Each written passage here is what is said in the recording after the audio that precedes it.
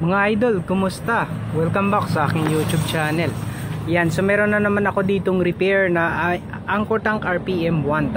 Ayan, so medyo maliit lang itong mga idol, no? Nasa tuyo lang po yung kanyang case. So medyo maliit lang siya. Ayan, no? Mapapansin ninyo. So bali yung power supply nito mga idol, secondary output ay nasa 4590. So class H po yung design niya. So ito po yung transformer. So malapad din yung kanyang transformer. Tapos capacitor. So 8 pieces yung gamit, 100 volts. And nasa 10,000 microfarad mga idol. So ito po yung kanyang main board. So bale IC differential din siya mga idol. Ayan o. Ayan. So 1, 2, 3, 4, 5 6, 7. So 7 pairs po yung kanyang power output. Yung natira dito ay para sa kanyang switching. Yan. So iba klase yung switching na pagka-design nila. Ayan o. Ayan. So ito po yung tinatawag na bipolar junction stepper. So dahil Toshiba lang din yung gamit niya sa kanyang stepper, hindi siya MOSFET. So ito po, so subukan natin. Tapos ko na siyang i-repair. Yung naging problema kasi siguro sa factory defect kumbaga. Dahil kakabili lang po ito ng may-ari. Sabi niya hindi niya na-test, may ilang months bago niya nabili. So hindi daw gumagana yung kabilang channel. So ayan, so dinouble check natin yung relay, yung channel 2 ng relay ay hindi gumagana, hindi siya pumapitik.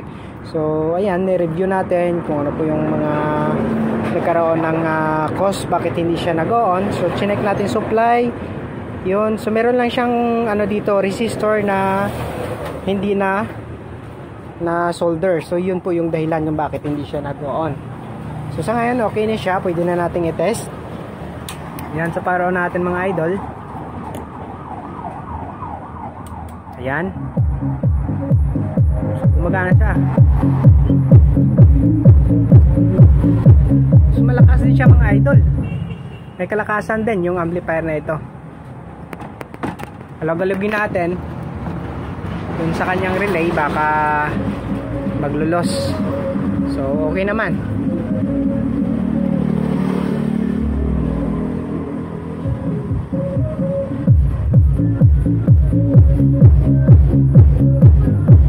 So may lakas siya. Ayan, so sa gustong umorder ng Angkor Tank RPM, so pwede kayo mag-direct sa kanilang page, Facebook page. Meron silang page na Angkor Tank Philippines yata yung kanyang page. So doon na lang po kayo mag-order. So sa ibang mga brand, so like Challenger yung aking Mina Market. So just PM na lang po sa aking account. So yan, sa mga malaking model po yung binibenta natin sa Challenger. So ayan, so maraming salamat sa mga umorder sa akin ng Challenger amplifiers. So Gladiator 10K, Gladiator 7.5 and C70. Kung ano sa susunod, kung ano pa yung gusto ninyong mga orderin na model, so just PM na lang po. Meron tayong link dyan sa aking description sa baba mga idol. So tapos na natin ito, si Angkor Tank RPM 1000. So bali ni-revise na rin natin, na in-adjust na rin natin yung clipping point nya. So medyo mas natin mas pinataas natin ng konti.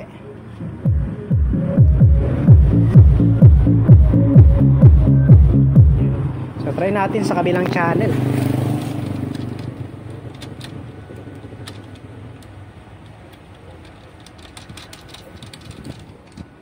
So channel 1 na naman tayo.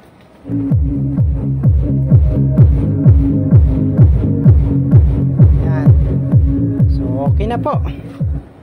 Okay na po itong RPM Angkor Tank 1000. So ready to ship. So maraming salamat pala sa ating customer. So medyo malayo pa si sir dito sa amin.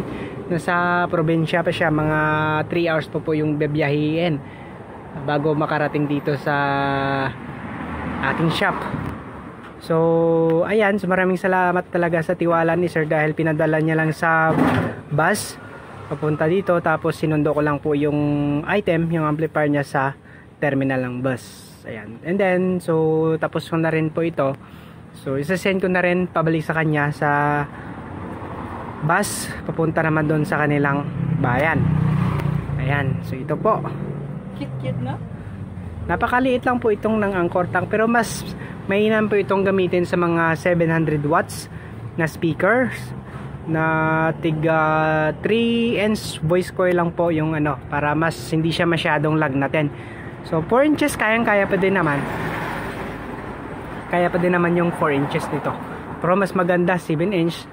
Pero baka naman yung mga 7 inch yung 3 inches na voice coil. Pero baka ano, lulutuin niya pa yung 3 inches na voice coil. Pero at least tamang-tama, no, yung kanyang puwersa. Mas abansi pa siya ng konti doon sa speaker natin para mas maganda nyo yung kanyang bayo pag hinataw pa siya ng todo. Ayan, so tapos na po ito. So ibabalik na natin kay sir. Ano natin, quality check natin, alog-alogin natin. Kasi ito po yung ginagawa sa factory, inaalog-alog nila. Baka may mga lost connection. Tapos ite-testing ulit para malaman natin kung ano, kung okay, kung mayroon bang mga lost connection. Yun po yung madudouble check natin sa mga connectors nya. Minsan doon ka rin kasi nagkakaroon ng ano, problema. Yan. So try natin ulit, power on natin kung gumagana pa siya.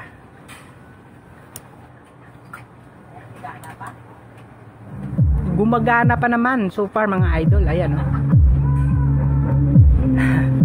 Ayan, so okay na po ito mga idol. So, by the way, sa mga QEC na RMX 5050 na lumalabas ngayon mga idol, huwag kayong maniwala doon sa ano dahil dinala na lang po ng amplifier na yan yung QEC na brand.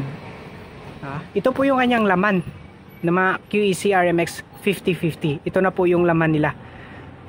So ayan, yung QEC kasi na original, hindi yung design niya, hindi ito. So dinala na lang po yung pangalan ng QEC at saka ng model na RMX 5050 na ano, yung mga lumalabas sa market ngayon. So yan. So tingin ko pag original talaga na mga QEC RMX 5050, medyo may kamahalan ng konting mga ganong klaseng brand ng amplifier. So yung mga lumalabas ngayon mga idol sa market, yung mga mura, so ano yan, patented na lang yan, yung ano na lang yan, yung pangalan na lang po na QEC yung nagdala dyan. Yung laman ay hindi original. The same nito mga idol, the same yan. Okay, so ayan. So pero sa ngayon alam naman natin na pagdating sa brand, and syempre